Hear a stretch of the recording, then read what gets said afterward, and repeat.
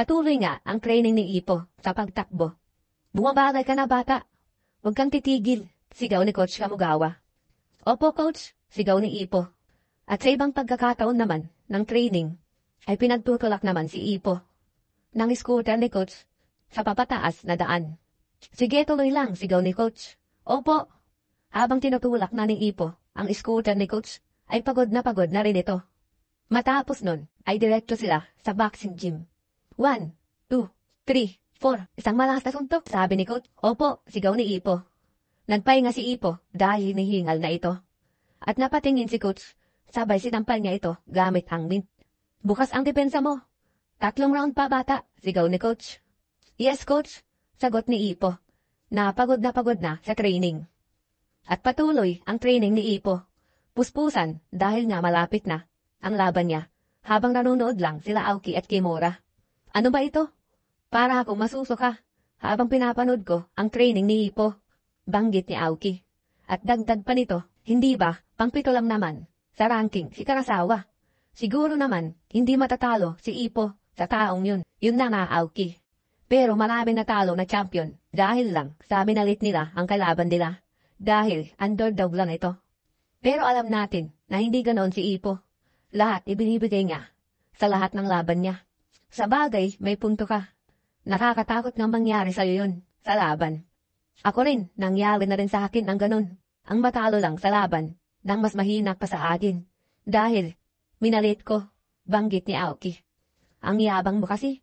Minalit mo kaya natalo ka, sagot ni Kimura. Nagsalita ang may alam, sabi ni Aoki. At matapos ang last 3 rounds, ay bumaba na sa ring si Ipo. Nahalos kitang-kita ang sobrang pagod nito. At nakayukong papalabas sa pinto ng gym. Nag-aalala na ako sa kanya. Sobra na siyang napapagod, banggit ni Aoki. Tama ka, sagot ni Kimura. Marami siyang natamo na pinsala sa laban nila ni Sawamura. At hindi pa tayo nakakasigurado na maayos na nga siya sa natamo niyang damage sa body strain niya. Dahil sa sobrang paggamit nito sa bago niyang Depsirol. Hindi lang yun. Ang malala nito ay nagkaroon ulit siya na susunod na laban. Usapan nga nila Aoki at Kimura sa pag-alala nila kay Ipo. Habang si Ipo ay dumiretso sa gripo para makapaghugas at malamigan ang katawan. Itong darating niyang title match, mukhang mas marami pang dapat intindihin, hindi katulad ng dati. Habang si Ipo ay nakataya ang ulo sa gripo.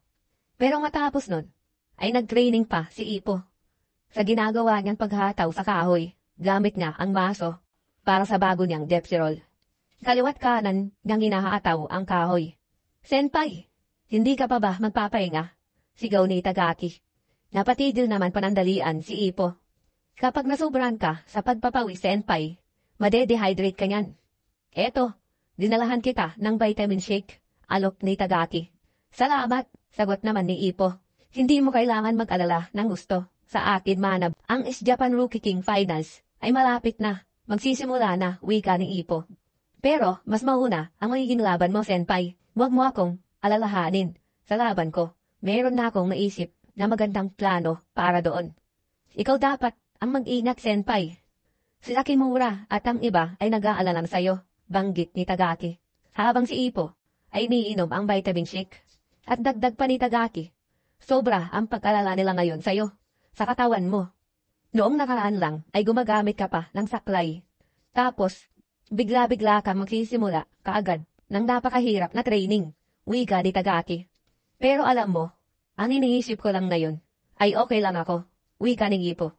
Sa katunayan, mas mag-aalala ako kung wala akong ginagawa, sagot ni Ipo.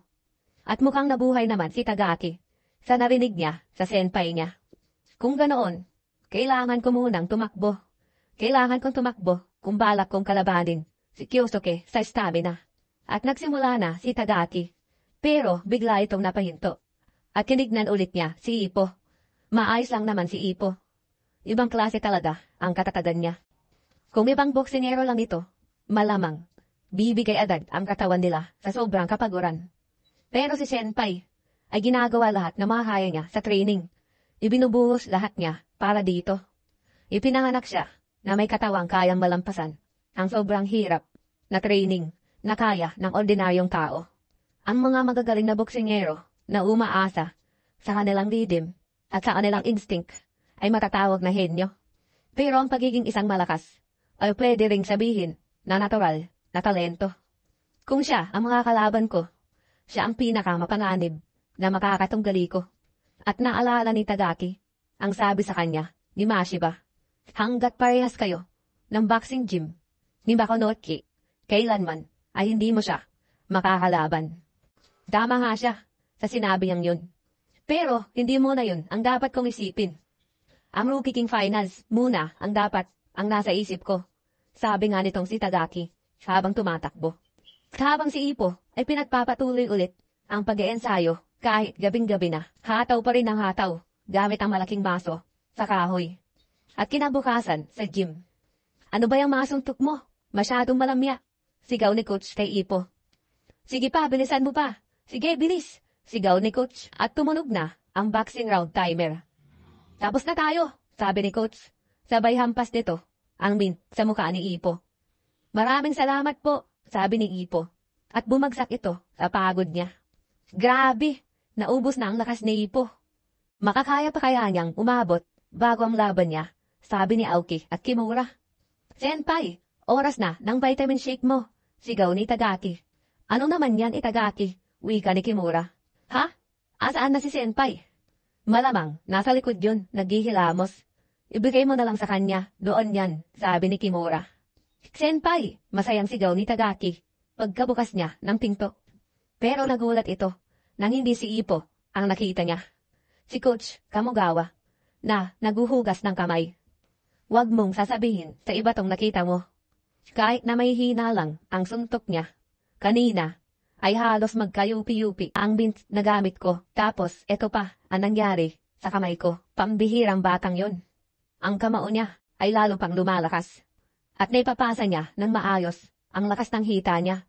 Papunta sa kanyang kamao. At ang kamao niya, nakakatakot na sa sobrang tigas.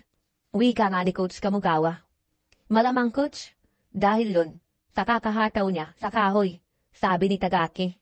Nito kasi, yung mga kahoy na nabili niya ay binabaon niya sa lupa, sa bakanteng lote o burol. Kapag may nakakita doon, malamang, papagalitan sa Coach. Ano? Posible ba na gamitin niya ang kamay niya para pagsuntok sa binaon niyang mga kahoy? Pagtataka ni Coach. Tawa si Tagaki. Hindi po, Coach. Nakakatakot naman yun. Wala namang matinong tao na gagawin yun. Ginagamitan niya po ng maso, at yun ang pinaghahataw niya. Tama ka nga bata. Isang katangahan nga, kung kamay ang gagamitin mo, sabi ni Coach, na naintindihan niya na ang ginagawa ni Ipo. At sa kabilang gym naman, ang mga tao na napapadaan ay nakakarinig sila ng sidaw. Si Karasawa ay sobra din ang pagod niya at halos punong-puno na ng pawis dahil inaapakan ng Coach ang katawan niya.